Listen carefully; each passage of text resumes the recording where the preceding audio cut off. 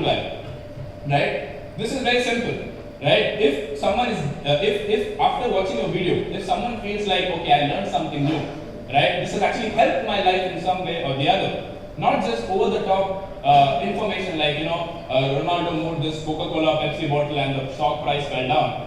That doesn't matter today. You just know that today right now because I just reminded you of that fact. Even though it sounds educational, it's really not. People at the end of the day care about themselves. So if you make them feel like, okay, I learned something by watching this video, they're more likely to follow you, right? So virality by itself is not enough, because even if a video goes viral, you will not make them follow you if they don't feel like they learned some practical value out of it.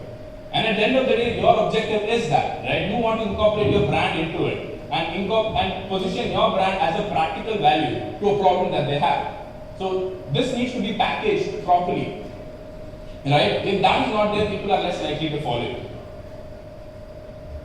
Yeah, and this is the pillar which I skipped just now, which is called public.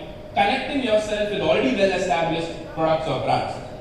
Like a simple matter like, why am I here? I'm associating myself with a strong brand here, right? Why I use iPhones as props in my videos. Why? Because iPhone has already done the heavy lifting of positioning themselves as a premium brand. So if I start my video with saying, hey, how much for the iPhone 14 Pro Max? I have everybody's attention. Even if they don't have the money to buy the iPhone, they're still going to watch that video because we all aspire to have an iPhone, whether we like it or not, right? Because the brand has done all of that heavy lifting, right?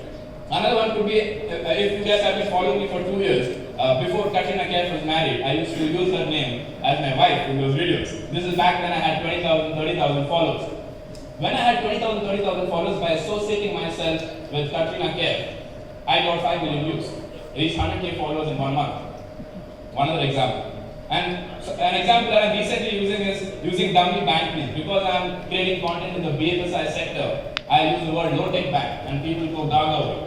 Right? I used low-tech bank 10 times and then after that I did a collaboration with low-tech bank, the actual bank. And the last one is storytelling. Right? This is the most difficult thing to crack. So when you want to say your message, right, especially in a boring topic like finance, let's say I want to say that when you buy a health insurance product, ensure that the waiting period clause is less, right? Or ensure that there is no co-payment, meaning you also have to pay when you meet with the medical illness. Ensure that that clause doesn't exist. Now that fact by itself is super boring and put people to sleep. Insurance as a sector is one of the boringest sectors in finance, right? And I was the first one to talk about insurance because even though I saw that the views were not as high as the other sexy finance content like stock market, I still wanted to talk about it. So I had to figure out a way, how do I make it sound cool? And the only way to do that is by storytelling. Don't get right to the point. Package it in a very nice, storytelling format. And obviously this cannot be, learned easily. It comes to trial and error and practice.